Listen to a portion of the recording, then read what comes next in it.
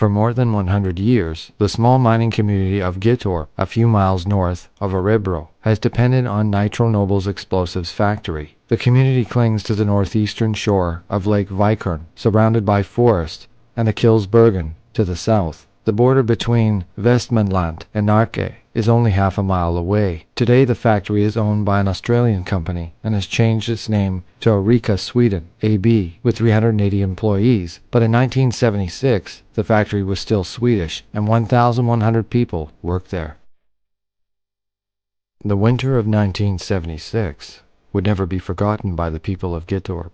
For a few winter weeks, Vikern's ice-covered surface was transformed into a first-class tourist destination. People came from far and wide to see the wonder. The newspapers wrote and speculated. Could the mysterious imprint come from a flying saucer? Our story begins on Wednesday, January 21st at 9 p.m. in the evening. Alan Jansen had taken the car from his home in Pascheten to drive the 3 kilometers to the factory in Gyttorp. He was alone in the car.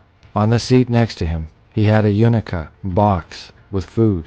When he had parked the car and walked in through the guard, there was no indication that this night would be any different than so many others. It was a pleasant winter evening, and the temperature dropped to minus 16 degrees in the hours around midnight. Alan Jansen had worked 3 shifts as a nitration worker at Nitro Nobel in Gyttorp since the mine in Pascheten had closed 10 years earlier. His job was to oversee operations at an acid denitrification plant. The process that Alan Jansen supervised involved neutralizing an acid that was formed as a residual product during the production of nitroglycerin. The facility was close to the lakeshore, and from a break room, Alan could look out over Vikern whenever he wanted. When Alan Jansen came out for his 3rd inspection round, it was 10:25 p.m. He had left the factory building and looked out over Vikern, but something was not right. Out on the otherwise dark lake, it shone as if from a long row of windows. As he got closer, he could make out the outline of a large dark object. Alan Jansen had never seen anything like this before. The lights were apparently out on the ice of the lake, not far from the factory.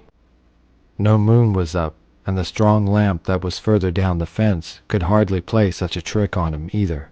Alan's first thought was that it was a large herd of animals, whose eyes shone in the dark. He moved closer to get away from the lamplight and better see what was out there. A very large and dark object appeared that seemed to be standing on the ice. He was now only about 100 meters from the object. It resembled a round cheese with sharp edges. Alan estimated its height at about 120 centimeters and its diameter at about 35 meters. The long line of lights turned out to be square windows or openings from which radiated a yellow-white light that was not reflected in the ice. The number of the windows was between 12 and 15, and each about 30 centimeters square. They were located along the entire upper part of the object. Alan also had a feeling of being watched. During the next few hours, Alan Jansen was out an average of 3 times per hour to look at the object. It was always in the same place, and the light was also unchanged. The last time he saw it, it was just after 3 in the morning on January 22nd. When he went out again at 4 o'clock to look, the object had disappeared. Alan Jansen decided not to say anything about the incident to either co-workers or his family. He was afraid that people would laugh at him. The following night, Thursday the 22nd of January, was the last night shift of the week. On each round of inspection, Alan looked to see if there was anything unusual out there, but the Vikern lay deserted and empty. He began to wonder if what he had seen the night before might have been an illusion. On Monday, January 26th, the doubts disappeared. Now Alan Jansen had the afternoon shift and started work at 1 p.m. When he came down towards the lake on his way to the factory, he discovered a strange ring out on the ice. Alan stopped short and just stared at the strange ring. He suddenly realized that the mark on the ice must have some connection with what he himself had seen a few nights before. Now Alan could not keep quiet any longer, but told a couple of foremen about the ring on the ice and about the incident during the night shift. To his own surprise, no one laughed at his story. But now word of his sighting spread across the factory and further into society. Suddenly, The incident on the ice was the big news. A stream of curious people flocked to the site to see the strange marks with their own eyes. Soon everyone knew who had started it all. For Alan Jansen, this was nothing but pure hell. This was not what he wanted. Quote, I wondered over and over again to myself what it was I saw out there on the ice. At the same time, I had my work to attend to. I didn't dare call anyone and tell them what I had seen. I was afraid of being laughed at, especially if it turned out that I had seen something wrong. I decided to keep quiet and keep to myself. End quote. But it was impossible to keep quiet. The incident grew on him. One who worked at Nitro Nobel when the incident occurred was the company's information manager, Gudmar Johans. He remembers the incident well. He also remembers that Alan Jansen preferred to keep quiet about his observation. Quote, he had definitely decided not to tell this, and it wasn't just that he didn't want to expose himself to ridicule. He probably also felt a little scared after what happened. When he got to see the mark on the ice on Monday, 4 days after the observation, he couldn't keep quiet any longer, but spoke to some colleagues at work. End quote. For Alan Jansen, the incident became a heavy burden to bear. When the freelance journalist Jan Ove Sundberg wrote about it in Hemmet's journal, already on April 8, 1976, Alan Jansen was very upset. He absolutely did not want his name included. Now he got to see both his picture and name next to the headline. Quote, I saw an unknown circular craft land in the middle of the night. End quote. The attention turned into a nightmare for the quiet night-riding worker. In addition, Sundberg had named Vikaren. Quote, Dad never talked to us about what happened.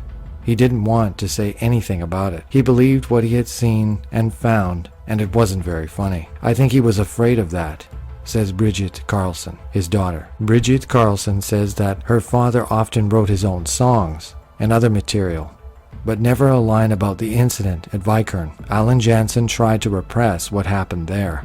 His son Bo Jansen, who also worked at Nitro Nobel when the incident occurred, found out about his father's observation through the newspapers. When, like so many others, he visited the Crystal Circle, he had no idea that his own father had observed a strange object in the same place a few days earlier. Although it was a whisper behind Alan Jansen's back, and he had to endure a lot after his observation became known, nobody has anything negative to say about him. One who should know is the factory manager of Nitro Nobel's explosives manufacturing, Sven Rossel. Quote, I didn't think he in any way exaggerated what he had been through.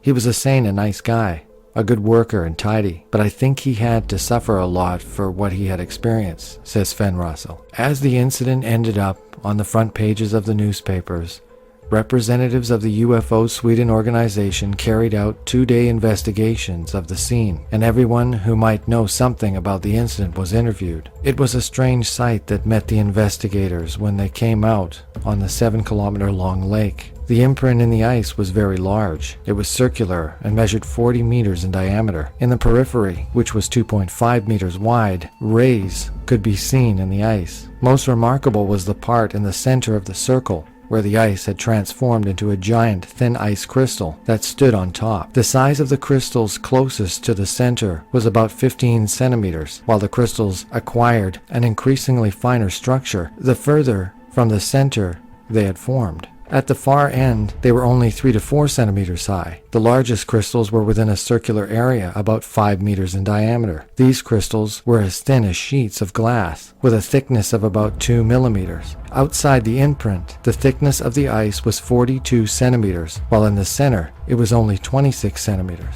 Quote, already from a distance, I saw the round spot on the ice, says O. Lewinsky, who examined the crystal circle on February 8, 1976. When you got closer, you could see large crystallized ice sheets that stood out from the crowd.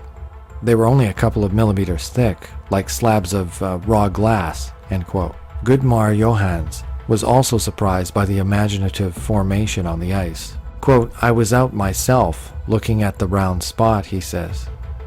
There were large, fantastic crystals stacked on top of each other, like a house of cards. Very fancy. But then it was mostly regarded as a natural phenomenon, end quote. It may be that Alan Jansen was not alone in observing unknown objects that evening and night. Another person employed by the company was with his wife on a walk around 6:30 p.m. that evening. The couple then saw a red steady light over Vikern. Then it went away, but came back again. Then they thought it was strange because it stood still over the lake. When they got home from their walk, they saw that the object was moving northeast in the direction of Nora. They thought it was a helicopter, even though they didn't hear any sound from it, but were puzzled that the red light didn't flash like on a helicopter, but had a solid glow. The object was never near Nitro Nobel's factories. For as long as they could observe it, it was in the middle of the lake before it disappeared. There has been much speculation over the years as to what may have caused the crystal circle. Another theory was that clouds from the steam plant would have settled on the ice and caused the mark, but Sven Rosell doesn't think so. Quote, there were exhausts from the steam boilers, but those pipes came out south of that circle, if I remember correctly. End quote. Most residents have their opinion about the incident. Some believe that it was probably, after all, an unusual natural phenomenon behind the marks on the ice. Others are prepared to stretch somewhat further. One who leans towards a natural explanation is former fire chief Rune Sundgren. Sundgren was employed by the mill and could also call himself head of protection and head of security. That's how it was. Quote, I am of the opinion that it was all caused by some natural phenomenon, Sven says. One who does not share that opinion, however, is Kjell Stockhaus at Nerkeshes Allehanda, who worked as an editor at the Nora editorial office from 62 to 83. Kjell Stockhaus has a very clear memory of the event and was one of the first to visit the place where the crystal circle had formed. Quote, I left as soon as I found out what it was about, and the mark on the ice was very exceptional. There was snow on the ice, but the circle itself was submerged. It was blue, and it was completely round. There was no natural explanation as far as I can see, end quote.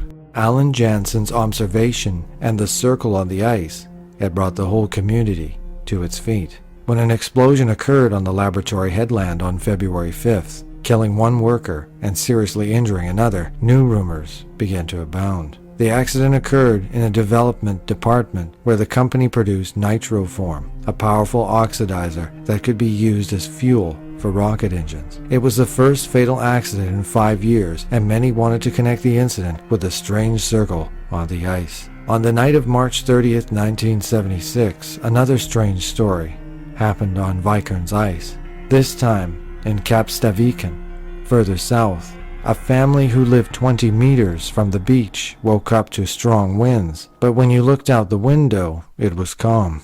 In the morning, the family discovered that a strangely shaped wake had formed 37 meters from the shore. The wake was round, with 3 protrusions, like after engines, and several soot marks were visible on the ice. A little further away was a small, completely round wake. Apparently, though, according to UFO Sweden's editorial O. Lewinsky, who examined both the crystal patch and the 20-meter wake, one of the investigators found a tag floating under the surface of the water in a small wake not far from the large one. On the paper was written Dynamex B40XL 1000mm, end quote, plus a date of manufacturer 760226249. This suggested that someone laid out Dynamex on the rather thin ice and lit it, and when Dynamex burns, it sounds like it's blowing. I think it was that sound that woke the family that night.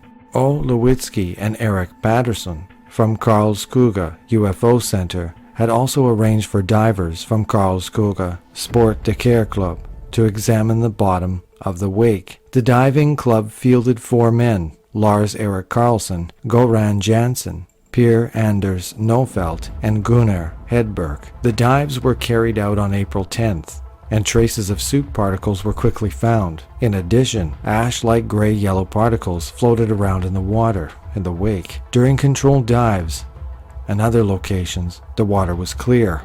All signs indicated that something had burned through the ice. Ingmar Schillström, a well-known helicopter pilot, in his 70s at the time, remembered that he had crossed the lake sometime in January 1976. In one of his old logbooks, he had confirmation that he and a student had been over Vikern sometime in the evening of January 21st, 1976, the same evening that Alan Jansen made his observation. Quote, when we got over the lake area at Gittorp, I ordered the student to make a landing on the snow-covered ice. He writes in a letter and continues, once down on the ice surface, we started various hovering exercises, forward, backward, sideways, with turns around plumb line, end quote. Quote, I used to take the students on a practice trip in the mountains, and it was on the way home from such an activity that we stopped over Vikern when we were back down after filling up with fuel in Salem. I had planned that we would fly a little dark flight on the way home so that the student could get training in that as well. Now it happened that we came out over the lake Vikern and practiced landings and hovering over the ice. It was dark then. Sometimes we had the headlights on, sometimes not, so he could make the landing anyway. Shellstrom went on to describe the lanterns on the helicopter, a red one on the left side and a green one on the right. Together with the snow stirred up by the helicopter's rotor blades, a light firework could be created. When they finished the exercise, they continued the flight home. Personally, I have no reason to doubt that Ingmar Shellstrom and his student really were over Vikern on the evening in question. The two anonymous eyewitnesses who had been out for a walk earlier in the evening had also seen something that could very well have been the helicopter at around 1830. The couple had seen a red glow over Vikern, which then moved towards Norra. An example, to the east, the red glow may well have come from the helicopter's one-position light, and in an interview in the magazine UFO Information on February 76, the man also says that, quote, we thought it was a helicopter, end quote. Ingmar also said he did not remember when he arrived at Vikern on the evening of January 21st, but he remembered that it was dark. Since the sun already set at 3:33 p.m., it was really dark at 6:30 p.m. He never wrote a flight plan. There was no requirement for one, but he remembers that they stopped for a relatively short time across the lake. The exercises that he and the student performed over Vikern included spinning and hovering over the ice. It was the heat from the engine that created the strange circle formation in the ice, he says. Quote, the engine is about 70 centimeters above the ground and generates a lot of heat. I usually tell my students never to land on your friend's lawn to show off your skills, because when you take off again, you burn the grass. So it seems that Ingmar Shellstrom's testimony can explain the red orb that the anonymous couple observed at 6:30 p.m. in the evening. On the other hand, Alan Jansen's observations, which were made over several hours between 10:25 p.m. and 3 a.m., are still unexplained and can hardly be related to Shellstrom's exercises. Shellstrom says that he and the student were across the lake for only about 15 minutes. It is also hardly likely that Shellstrom chose to stop for a dark exercise, as he called it, as late as 10:30 p.m., when there were still 150 kilometers to fly before reaching home base in Linköping. Planning your flight when it would still be possible to get good dark conditions much earlier in the day is hardly the best use of time. The most interesting question still remains, though. Did Shellstrom's Hughes 300 have anything to do with the Great Ice Circle? And that question may well have a different answer.